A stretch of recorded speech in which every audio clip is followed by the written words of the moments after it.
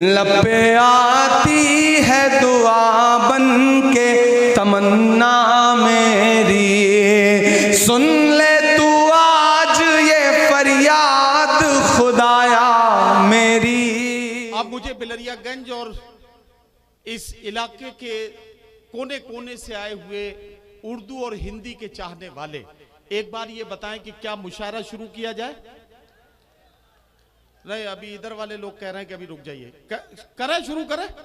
हाँ ठीक है, बहुत बढ़िया बहुत बढ़िया। यही तो मैं चाह रहा था कि आप मैं ये देख तो लूं कि मुशायरा शुरू करने लायक आपका मन है या नहीं है। अब आप पूरी तरह से तैयार हैं तो आप बिल्कुल मुशायरा शुरू करते हैं। मुशायरा शुरू करने के लिए जैसा आप जानते हैं कि सबसे ज्यादा जरूरी चीज होती है, सबसे ज्यादा जरूरी काम होता है मुशायरे के सदर आली वकार, जो रिवायती तौर पर मुशायरे के आखिर में अपना खुतबे सदारत पेश करके मुशायरे की कामयाबी और मुशायरे के तमाम नशीब फराज पर अपनी राय रखते हुए अपना खुतबे सदारत पेश करते हैं। लेकिन मुशायरा शुरू करने के लिए सदर आली वकार की इजाजत उतनी ही जरूरी होती है। तो मैं आज के मुशायरे के सदर आली वकार मोहतरम डॉक्टर जावेद साहब से, जो ऑर्थोपेडिक के बहुत सीनियर सर्जन के तौर पर आपके इलाके में जाने और पहचाने जाते हैं, उनसे गुजारिश करता हूं कि मुझे इजाजत दें तो मैं मुशायरा शुरू करूं। सर इजाजत है? बहुत शुक्रिया। सदर आली वकार ने हमें इजाजत दी। ये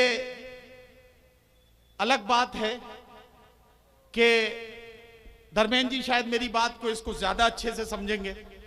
मुशायरे में और संसद में यही फर्क है कि मुशायरे में एक बार अगर सदर इजाजत दे दे तो अक्सर बोलने वाले की माइक की आवाज बढ़ा दी जाती है, और संसद में अगर सदर इजाजत दे भी दे तो अक्सर माइक की आवाज घोंट दी जाती है। ये कमाल अक्सर देखा जाता है, लेकिन ये मुशायरे और कवि सम्मेलन की महफिल है। एक बार तालियां बजाइए तब मैं पहले शायर से आपकी मुलाकात शुरू कराऊंगा। अब मैं बतौर नाज़िम मुशायरा, अभी तक तो मैं नफीस भाई के कार्यकर्ता के तौर पर अपना काम कर रहा था और पूरी ईमानदारी के साथ माइक पर हाथ रखकर कसम खाता हूं कि इस काम का मैंने कोई पैसा नहीं लिया है। अब जो काम कर रहा हूं इसका पैसा भी लिया है और इसी काम के लिए मुझे बुलाया गया था। अब मैं अपना वो सच्चा काम जिसके लिए मुझे बुलाया गया है मैं वो शुरू करता हूं। जिंदगी दी है तो जीने का हुनर भी देना, पांव बख्शे है तो तौफीक सफर भी देना। गुफ्तगू तूने सिखाई थी कि मैं गूंगा था, अब मैं बोलूंगा तो बातों में असर भी देना। खुदा बंदा मैं तेरे नाम से आगाज करता हूं, तेरा बंदा हूं, तेरी रहमतों पर नाज करता हूं। फकत तेरी मदद और इस्तानत के भरोसे पर मुझे उड़ना नहीं आता मगर परवाज करता हूं। मैंने अपनी अकीदतों और आस्थाओं का इजहार किया है। मैंने उस सुप्रीम पावर के नाम से इस महफिल को शुरू किया है जिसे अलग अलग धर्मों के मानने वाले लोग, अलग अलग समाजों और संस्कृतियों में जीने वाले लोग अलग अलग नामों से पुकारते हैं। कोई उसे अल्लाह कहता है, कोई उसे खुदा कहता है, कोई उसे भगवान कहता है, कोई उसे ईश्वर कहता है, कोई उसे गॉड कहता है। अलग अलग नामों से पुकारे जाने वाली वो सुप्रीम पावर जिसे आप रहमान और रहीम कहें या कृपालु या दयालु, आप उसे सर्वशक्तिमान कहें या कादिर मुतलक, किसी भी नाम से पुकारें बात वहीं तक पहुंचेगी जहां के लिए आपके दिल से निकली है। तो मैंने उस सुप्रीम पावर के नाम से आज की इस मोहब्बत भरी शाम की शुरुआत की है। अब यहां जहां मुझे समाजवादी ये जो अंगूछे नजर आ रहे हैं इनके चेहरों की चमक बताएगी कि अब मैंने उनके दिल की बात कहनी शुरू कर दी है। जबान चलने लगी, लब कुशाई करने लगे, जबान चलने लगी, लब कुशाई करने लगे। नसीब बिगड़ा तो गूंगे बुराई करने लगे। हमारे कद के बराबर ना आ सके जो लोग हमारे पांव के नीचे खुदाई करने लगे। हमारे कद के बराबर ना आ सके जो लोग हमारे पांव के नीचे खुदाई करने लगे।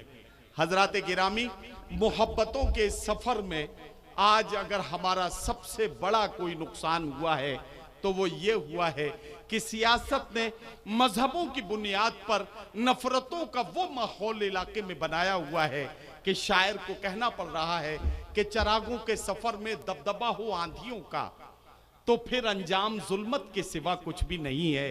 ये दुनिया नफरतों की आखिरी स्टेज में है, इलाज इसका मोहब्बत के सिवा कुछ भी नहीं है।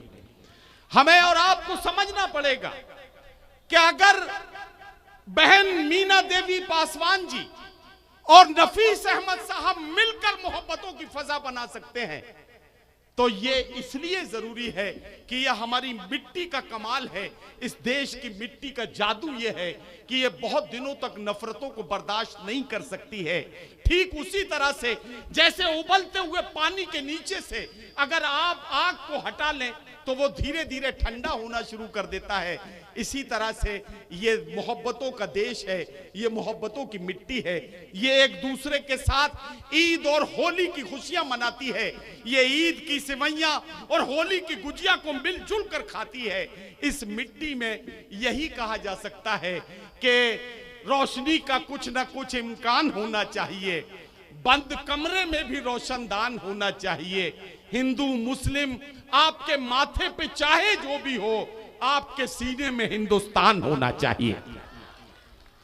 हिंदू मुस्लिम आपके माथे पे चाहे जो भी हो, आपके सीने में हिंदुस्तान होना चाहिए। तो आइए इस मोहब्बत भरी महफिल को शुरू करते हैं। एक बार मैं अपने उन तमाम दोस्तों का जो अलग अलग शहरों से यहाँ आए हैं, अभी मेरी नजर पहुंची मुंबई से भाई आदिल खान आजमी साहब, हमारे बहुत प्यारे दोस्त मुंब्रा में, जिनका बड़ा कारोबारी मामला है। जाहिर है कि इस प्रोग्राम की मोहब्बत में वो अपने तमाम तर मसरूफियात के बावजूद बाई रोड यहाँ पहुंचे हैं, तो मैं उनका शुक्रिया अदा करता हूं। और अब यहाँ पहले शायर से आपकी मुलाकात कराने जा रहा हूं। बिलरियागंज के लोग जानते हैं कि आमतौर पर यह माना जाता है कि मुशायरे का पहला शायर फहरिस्त का सबसे कमजोर शायर होता है, लेकिन मैं आपसे कहना चाहता हूं ऐसा हमेशा नहीं होता।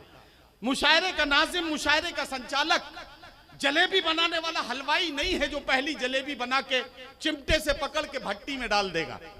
मुशायरे का नाजिम क्रिकेट टीम के कप्तान की तरह होता है, उस खिलाड़ी को बल्ला लेकर पहले भेजता है जिस पर उसे ज्यादा भरोसा होता है। तो मैं सबसे पहले उस शायर को बुला रहा हूं जिस पर उसे मुझे ज्यादा भरोसा है,